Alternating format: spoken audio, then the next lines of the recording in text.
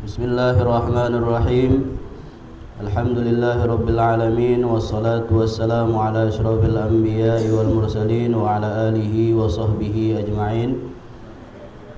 Rabbi israh li sadri wa yassir li amri wahlul 'uqdatam min lisani yafqahu qawli. Allahumma rzuqna fahman nabiyyin wa hifzal mursalin wa ilhamal malaikatil muqarrabin birahmatika ya arhamar rahimin.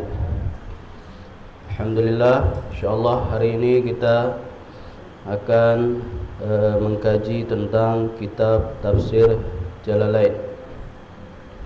Hari ini ana sebagai ganti daripada Habib Daniel. Jadi sementara ana ngisi rauhah itu setiap hari Senin. Ya. Nanti jadwalnya akan diinformasikan lagi kapan jadwal tetap anak untuk mengisi rauhah.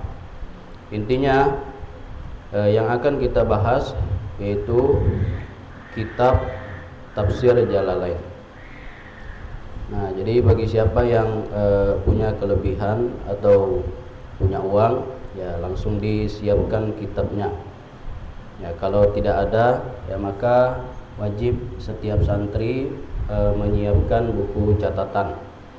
Jadi jangan nganggur, minimal ada buku catatan. Qayyidul ilma bil kitabah, ikatlah ilmu itu dengan mencatatnya. Jadi masing-masing nanti setiap santri minimal harus ada buku catatan. Baik, jadi yang akan kita bahas adalah tafsir Jalalain. Tafsir Jalalain itu yang pertama yang ingin kita sampaikan, tafsir Jalalain itu adalah tafsir dua jalal. Ya, kenapa tafsir ini dinamakan sebagai tafsir Jalalain?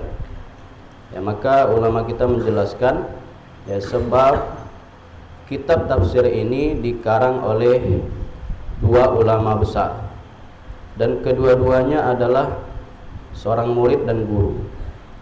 Yang pertama Al-Imam Jalaluddin Al-Mahalli. Kemudian yang kedua Al-Imam Jalaluddin As-Suyuti. Jadi ada dua Imam Jalaluddin yang mengarang kitab tafsir ini. Nah, yang mengarang pertama kali kitab tafsir ini adalah Al-Imam Jalaluddin Al-Mahalli. Ya, beliau memulai karangan tafsir ini dimulai daripada surah Al-Kahfi. Ya, berlanjut sampai surah yang terakhir di dalam Al-Quran, yaitu surah An-Nas.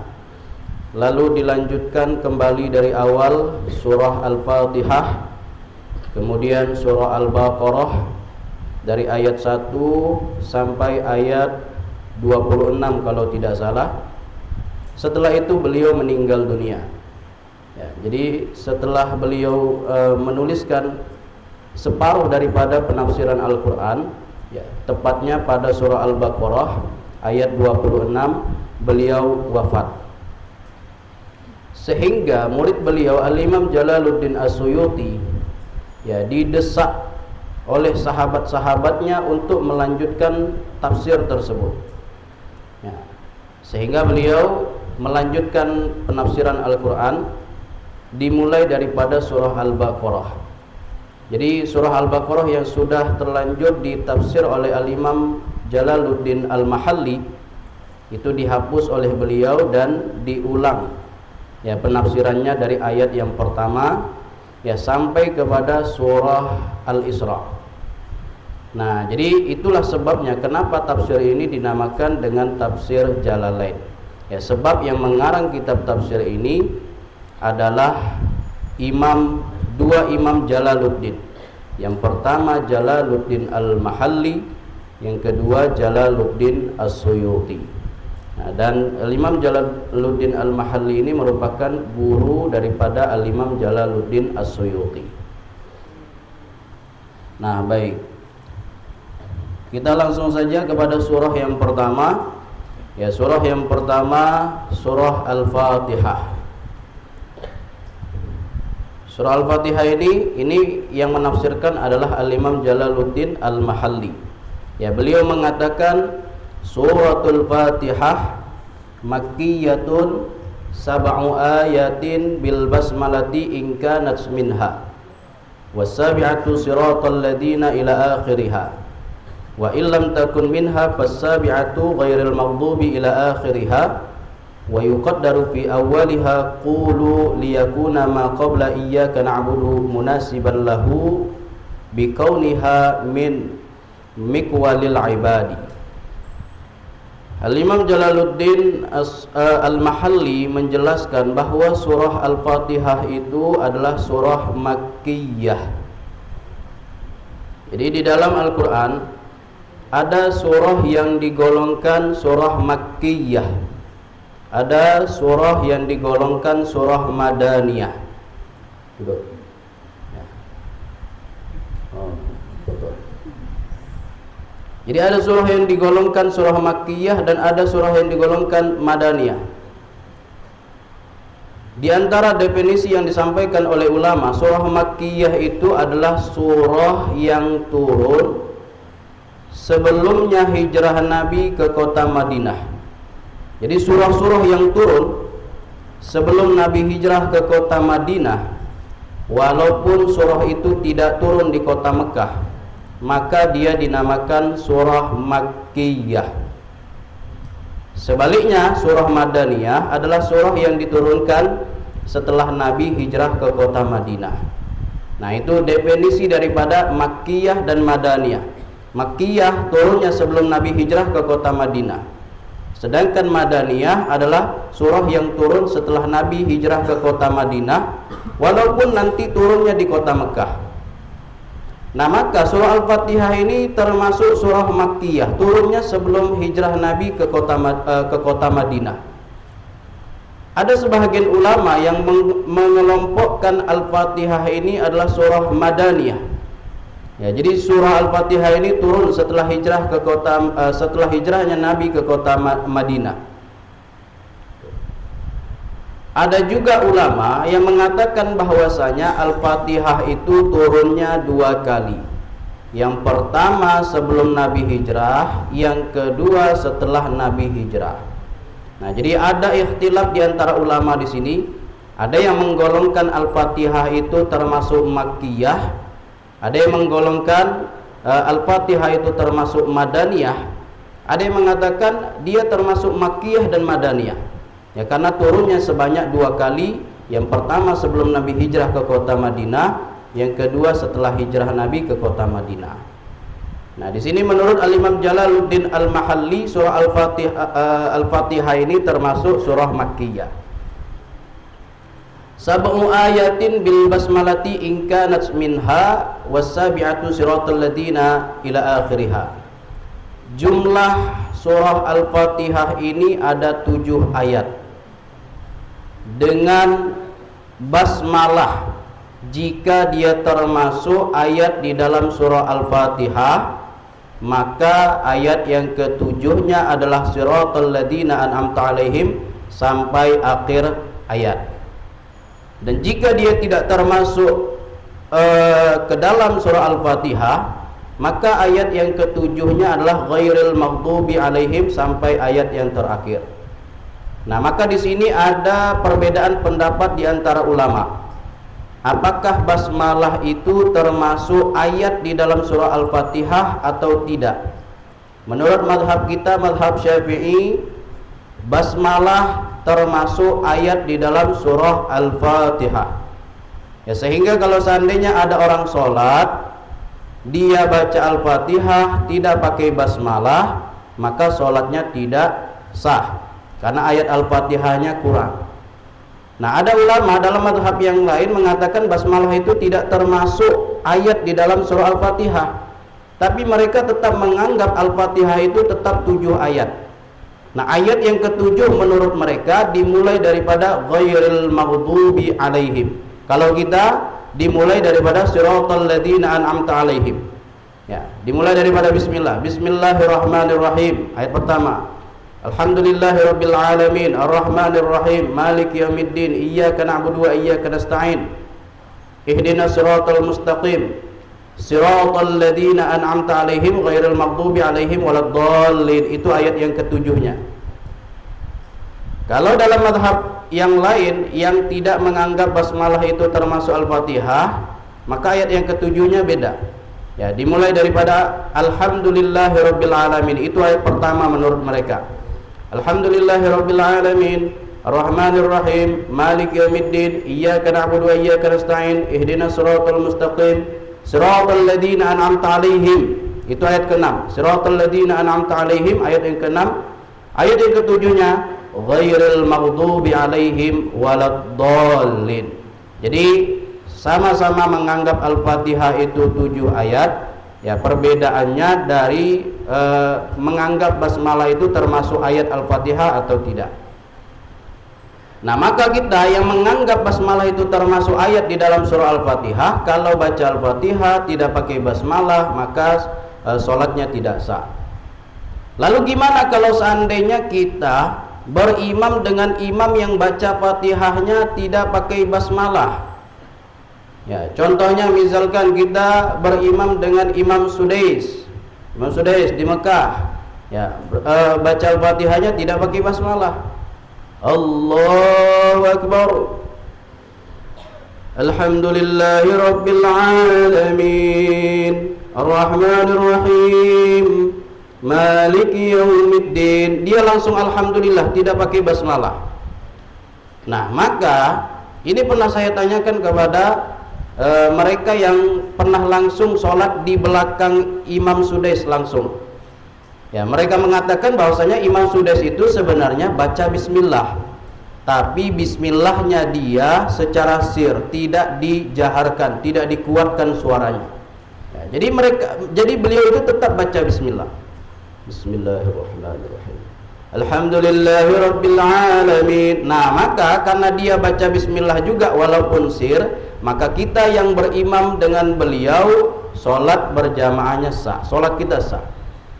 Tapi kalau memang dia tidak baca bismillah sama sekali, nah, sedangkan kita meyakini bahwasanya bismillah itu termasuk ayat di dalam surah Al-Fatihah, ketika imam tidak baca Al-Fatihah, tidak baca basmalah di dalam Al-Fatihahnya, kita meyakini sholatnya tidak sah, maka ketika kita berimam dengan dia, sholat kita pun juga tidak sah. Nah, jadi itu ya keyakinan kita menganggap bahwasanya Al-Fatihah itu harus ya memakai basmalah. Ya, ketika kita berimam dengan imam yang tak pakai basmalah, ya maka itu menyebabkan sholat kita tidak sah.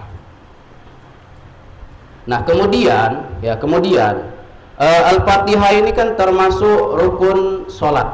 Ya, Al-Fatihah itu termasuk rukun sholat. Dianya termasuk rukun qauli. Di dalam sholat itu ada namanya rukun qalbi, ada rukun qauli, ada rukun fi'li. Rukun qalbi itu rukun kewajiban di dalam sholat, di dalam hati dia. Rukunnya itu niat. Niat itu di dalam hati, itu namanya rukun qalbi. Ada rukun qauli, kewajiban di dalam sholat itu yang bentuknya ucapan. Ya, diantaranya baca Al-Fatihah, ya, kemudian baca tahiyat akhir, baca sholawat, baca salam yang pertama, itu namanya rukun qauli. Ada rukun itu dinamakan rukun fi'li. Ini kewajiban sholat yang bentuknya perbuatan. Ya, contohnya apa? Contohnya ruku, sujud, i'tidal dan sebagainya, itu namanya rukun fi'li. Nah, Al-Fatihah ini termasuk rukun qauli. Salah satu syarat Al-Fatihah, salah satu syarat rukun qauli itu adalah memperdengarkan bacaan ke telinga sendiri. Sehingga dalam mazhab kita, kalau seandainya ada orang baca Fatihah dalam hati atau mulutnya cuma qomat kamit, enggak keluar suaranya,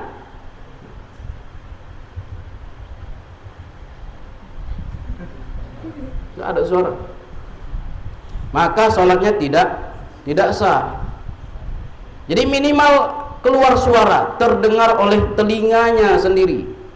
Patokannya kalau seandainya kita berada di tempat yang sepi, misalkan di tengah malam nggak ada suara, nggak ada keributan, Nah, maka kita keluarkan suara yang paling kecil yang terdengar oleh telinga kita dan pendengaran kita normal, maka itulah seminimal sir. Itulah yang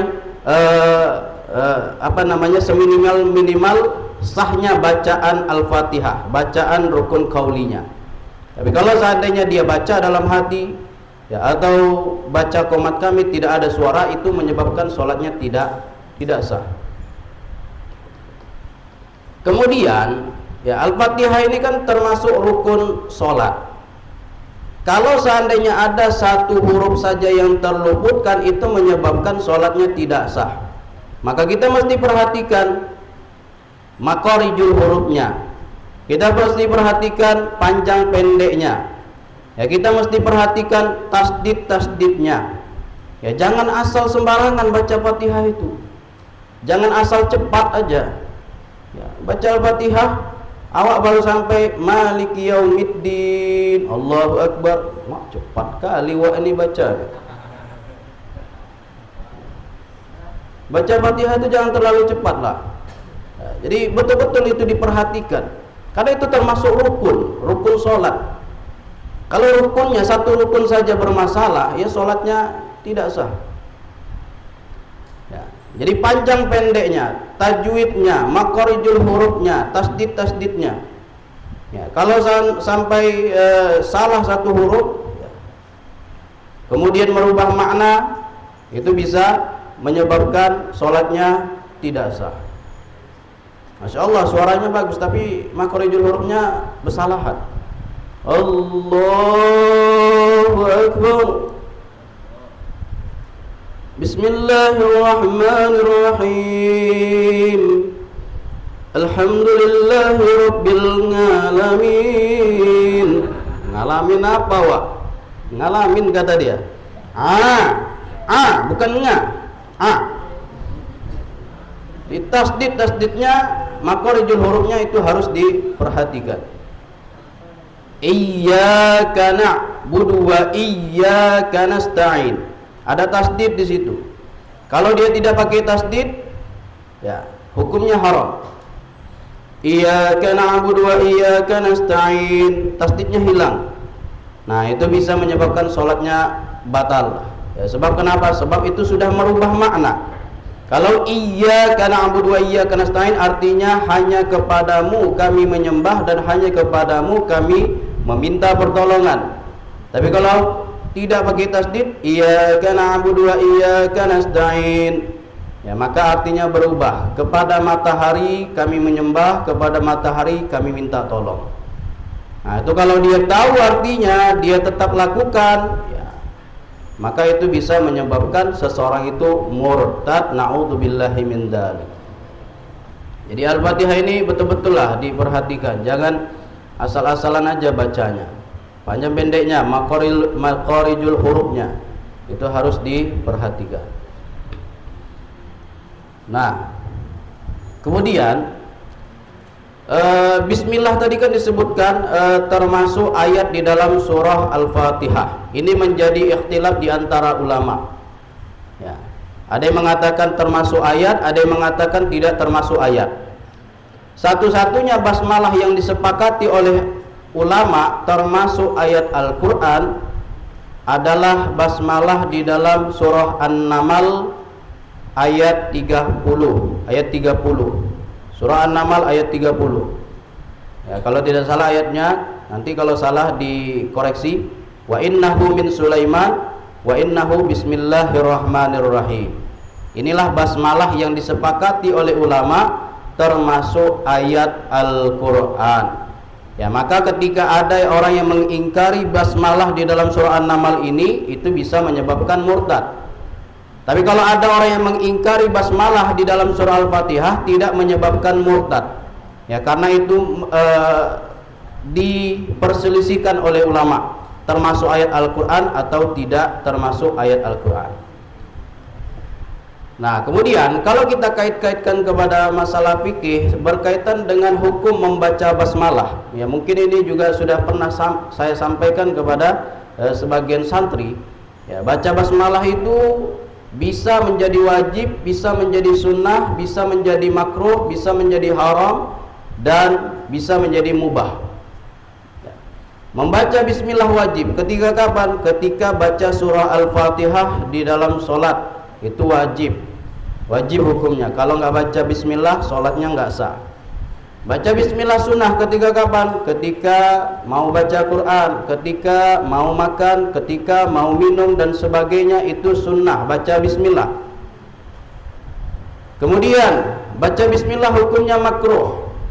Hukumnya makruh ketika kapan? Ketika hendak melakukan perbuatan makruh li zatihi. Jadi makruh itu ada dua, ada makruh li zatihi, ada makruh li aridihi. Kalau makruh li zatihi memang zatnya makruh. Tapi kalau makruh li aridihi, ini gampangnya makruh karena suatu sebab. Makruh li zatihi contohnya merokok. Ini terjadi ikhtilaf di antara ulama berkaitan hukum merokok. Pendapat mu'tamad di dalam mazhab Syafi'i, merokok itu hukumnya makruh. Ada yang mengatakan hukumnya haram. Ya, kalau anak pribadi menganggap rokok itu hukumnya haram, dan anak mengharamkan kepada kalian semua, jangan sampai ada santri yang anak kelihatan merokok, ya. Dan di sini memang ya peraturannya begitu, tidak boleh santri merokok. Ya, lagian apa yang dihisap itu asap, ya, bakar aja sampah di depan tuh hisap asap itu. Jadi merokok hukumnya menurut pendapat yang mu'tamad, merokok itu hukumnya makruh. Hukumnya makruh.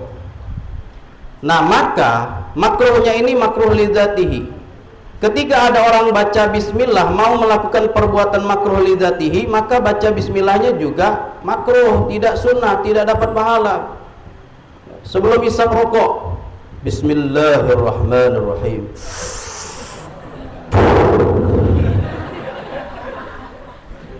Bismillahirrahmanirrahim.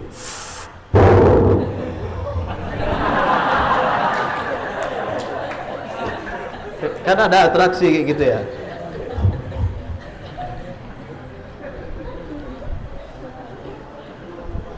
Nah, jadi tidak ada kesunahannya itu ya. Sebelum merokok baca bismillah nggak ada. Ya, hukumnya makruh juga. Nah, kalau makruhnya li'aridihi, contohnya apa? Contohnya makan jengkol. Ya, makan jengkol itu makruh li'aridihi. Ya, makruhnya karena sebab, karena dia memiliki bau yang tidak sedap. Kalau seandainya jengkolnya diolah, kemudian bau yang tidak sedap itu bisa hilang, ya maka hilang kemakruhannya. Itu makruh li'aridihi. Maka sebelum makan jengkol, ya tidak makruh untuk membaca bismillah. Ya, karena itu makruhnya li'aridihi. Kemudian baca bismillah hukumnya haram. Haram ini ketika melakukan perbuatan haram li zatihi. Tidak haram ketika melakukan perbuatan haram li'aridihi. Ya, haram li zatihi memang zatnya haram.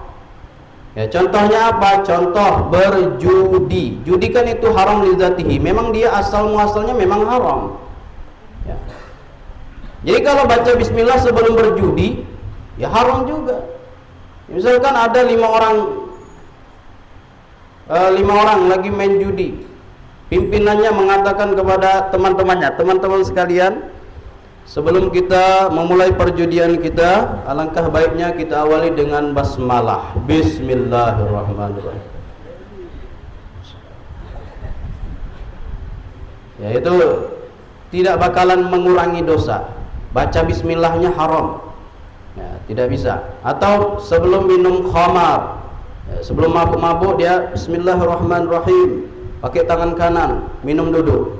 Nah, yang diminum khamar, ya tidak akan berpahala, tidak akan mengurangi dosa. Ya, baca bismillahnya tetap dihukumi haram. Atau sebelum mencuri, ya, sebelum dia ngambil ekomi kawannya di lemari, ekomi, lapar betul dia, aku ambil aja lah ekomi si kawan tuh, bismillahirrahmanirrahim, mudah-mudahan gak ketahuan sama dia. Nah, baca bismillah haram, gara-gara ekomi berdosa. Nah, Jadi haram lidati. Kalau haram li'aridihi, contohnya berwudu dengan air curian. Ya, berwudunya haram tapi sah wudunya. Nah, itu hukum wudunya haramnya itu li'aridihi. Sehingga sebelum berwudu, ya maka tidak haram untuk membaca bismillah, tetapi tetap disunnahkan. Nah, baik. Selanjutnya, jadi Al-Fatihah itu termasuk surah Makkiyah. Jumlahnya ada 7 ayat. Ada yang menganggap basmalah termasuk ayat di dalam surah Al-Fatihah, ada yang tidak menganggap Al-Fatihah itu termasuk ayat di dalam surah Al-Fatihah. Nah, kemudian ulama kita mengatakan bahwa jumlah kitab yang Allah turunkan itu ada 104 kitab. Ada 104 kitab yang Allah turunkan ke permukaan bumi. 60 kitab itu diturunkan kepada seorang nabi, namanya Nabi Syis. Ya, Nabi Syis. Kemudian 30 kitab berbentuk suhuf diturunkan kepada Nabi Ibrahim alaihissalam. Kemudian 10 kitab diturunkan juga dalam berbentuk suhuf kepada Nabi Musa alaihissalam. Nabi Musa alaihissalam. Nah, maka di dalam Al-Quran fi suhufi Ibrahim wa Musa. Ya, sebelum turunnya kitab Taurat. Ya, 10 suhuf kepada Nabi Musa. 60 ditambah 30 ditambah 10 sama dengan 100, tinggal 4. Ya, kitab Taurat kepada Nabi Musa. Kitab Zabur kepada Nabi Daud. Kitab Injil kepada Nabi Isa. Kemudian kitab Al-Quran kepada Nabi Muhammad SAW. Nah, kalau kitab Al-Quran ini diturunkan dengan bahasa Arab. Nah, kitab-kitab yang lain pakai bahasa apa? Nah, maka kitab Zabur disebutkan oleh ulama, kitab Zabur itu dengan bahasa Qibti atau bahasa Mesir kuno. Anda nggak tahu gimana bahasanya. Ya, jadi kitab Zabur itu dengan bahasa Qibti. Kemudian kitab Taurat diturunkan dengan bahasa Ibrani. Ya, ada bahasa namanya bahasa Ibrani. Kemudian kitab Injil diturunkan dengan bahasa Suryani. Ya, Suryaninya ini bukan bahasa Suryaninya Mama Gufron ya. Ya, kalau Mama Gufron tuh bahasanya gitu-gitu aja dia. Wa makoli rahmatan Indonesia.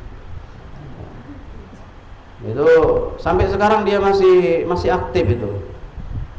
Nah, yang herannya kok banyak gitu, jamaahnya kok banyak. Ya, padahal yang dia cakapkan mau bahasa semut, bahasa Suryani, bahasa cacing, wa makoli. Semua wa makoli rahmatan, wa makoli Palestina, al-Indonesia, wa makoli. Ya, itu nggak tahu lah, itu entah bahasa Suryani, entah bahasa setan, nggak tahu juga.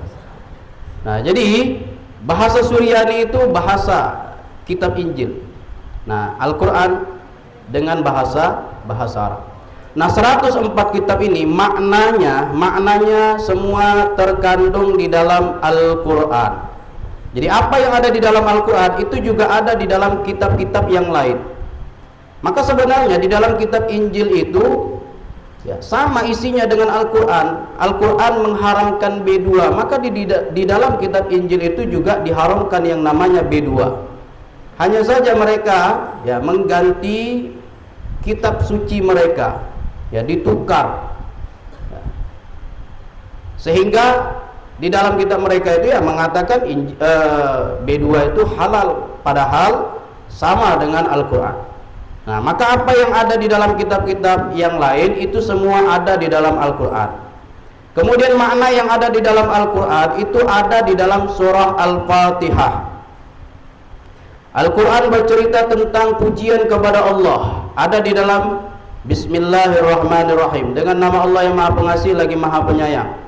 Alhamdulillahirrabbilalamin, segala puji bagi Allah, Tuhan semesta alam. Ar-Rahmanir Rahim, yang Maha Pengasih lagi Maha Penyayang. Nah, itu adalah bentuk-bentuk pujian. Jadi pujian-pujian yang ada di dalam Al-Quran itu tercakup dalam surah Al-Fatihah. Kemudian di dalam Al-Quran juga ada doa, ada permintaan kepada Allah. Maka itu tercakup dalam Iyyaka na'budu wa iyyaka nasta'in. Al-Quran bercerita tentang hari kiamat, itu tercakup kepada ayat Maliki Yaumiddin. Al-Quran bercerita tentang minta petunjuk, ihdinas siratal mustaqim. Al-Quran bercerita tentang orang-orang yang diberi nikmat, tentang orang-orang yang disesatkan oleh Allah, orang-orang Yahudi, orang-orang Nasrani. Ya, maka itu tercakup di dalam siratal ladzina an'amta 'alaihim ghairil maghdubi 'alaihim waladdallin. Jadi makna yang ada di dalam Al-Quran secara keseluruhan itu ada secara rangkum di dalam surah Al-Fatihah. Dan makna yang ada di dalam surah Al-Fatihah ini ada terkandung di dalam basmalahnya. Dan makna basmalah itu ada terkandung di dalam huruf ba-nya. Dan makna ba itu adalah bikana makana wa biyakunu mayakunu. Dengan izinku terjadi apa yang telah terjadi, dan dengan izinku akan terjadi apa yang akan terjadi. Nah, jadi itu sekilas tentang surah Al-Fatihah. Kemudian tentang penafsirannya, insyaallah dari basmalah sampai ayat yang terakhir itu insyaallah akan kita bahas pada pertemuan yang akan datang. Jadi cukup sampai di sini dulu, dan diingatkan lagi untuk pertemuan selanjutnya. Ya, kalau nanti Anda diminta lagi ngisi rohah, ya minimal ada buku catatan. Ada buku catatan. Ya, usahakan beli kitabnya. Ya, boleh beli sendiri, boleh juga nanti ya pesan dengan Anda boleh. Nah, jadi usahakan punya kitab. Jangan merasa mahal dengan beli kitab. Ya, karena disebutkan syira'ul kutub yurisul ghina. Beli kitab akan mewariskan kekayaan. Ya. Kalau kita belajar, kita modal beli kitab ketika jadi santri, ketika nanti antum jadi ustadz, dengan kitab itu, ya walaupun bukan itu niatnya ya, dengan kitab itu antum ngajar, dengan kitab antum bisa ya dapat bisyarah dan sebagainya, walaupun itu bukan tujuan utama. Tapi memang begitulah kenyataannya. Syira'ul kutub yurisul ghina. Ya, beli kitab itu akan mewariskan kekayaan, percaya atau tidak percaya. Ya, jadi walaupun terasa mahal, ya, tapi ya namanya juga berkorban, ya modal sedikit lah, ya modal sedikit. Baik, jadi usahakan punya kitab. Ya, nanti kalau ada yang mau pesan dengan saya, ya, nanti dicatat aja nama-namanya. Ya, harganya kurang lebih 50 sampai 60 ribu harganya yang hardcover. Baik, cukup sampai di sini. Kita akhiri dengan pembacaan qasidah burdah.